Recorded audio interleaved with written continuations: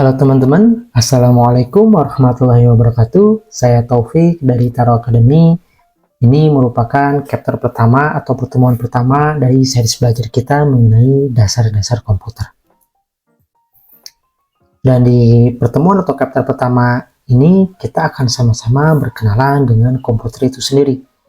Mari kita mulai dengan definisi dari komputer. Secara bahasa, komputer berasal dari bahasa Latin, yaitu computare, yang artinya menghitung. Dan dari definisi secara bahasa ini, kita dapat simpulkan bahwa komputer pertama kali diciptakan, berfungsi atau berguna untuk membantu manusia dalam mengerjakan perhitungan matematika yang sangat kompleks.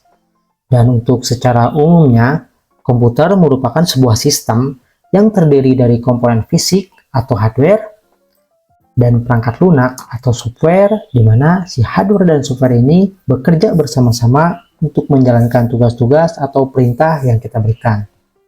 Dan dari definisi kedua ini, kita dapat simpulkan, seiring dengan perkembangan teknologi, komputer ternyata tidak hanya digunakan untuk proses penghitungan saja, melainkan bisa digunakan untuk pengolahan data.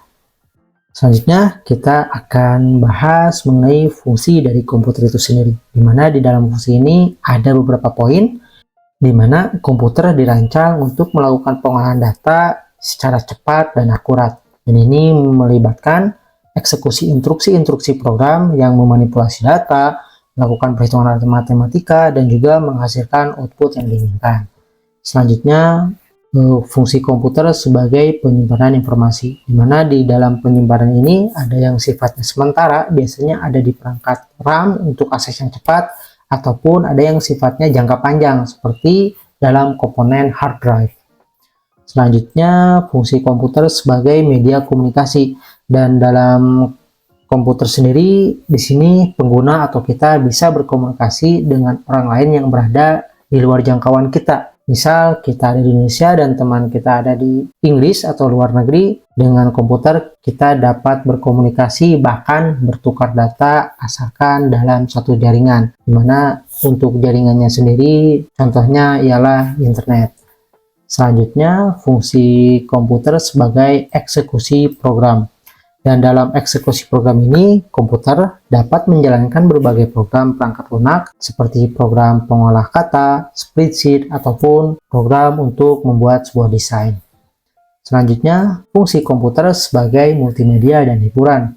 Untuk fungsi multimedia dan hiburan sendiri, di mana komputer bisa memanipulasi multimedia seperti audio, video, dan gambar. Dan ini juga mencakup dengan pemutaran film, mendengarkan musik, dan bermain game. Dan poin yang keenam ialah fungsi komputer sebagai media kreativitas dan desain, di mana komputer memberikan alat-alat untuk kita dalam kegiatan kreatif dan desain, termasuk desain grafis, pengolahan foto, dan produksi konten multimedia.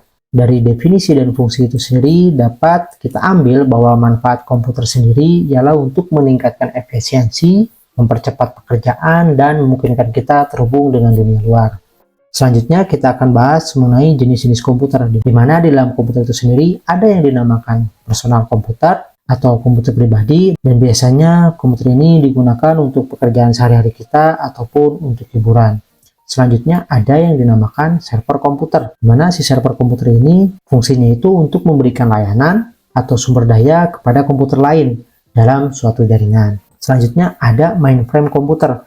Mainframe komputer sendiri hampir sama dengan server komputer, tapi lebih berfokus untuk pengolahan data yang sangat besar. Biasanya digunakan di perbankan ataupun di sektor industri. Dan yang terakhir, mungkin sudah tidak asing lagi, yaitu jenis komputer yang dinamakan portable komputer, di mana di sini ada laptop, smartwatch, ataupun smartphone. Dan portable komputer sendiri ini ada di lingkungan sehari-hari. Setelah kita mengupas mengenai definisi, fungsi, manfaat, serta jenis komputernya, dapat kita simpulkan bahwa komputer merupakan perangkat elektronik yang dapat menerima, menyimpan, memproses, dan menghasilkan informasi yang kita inginkan.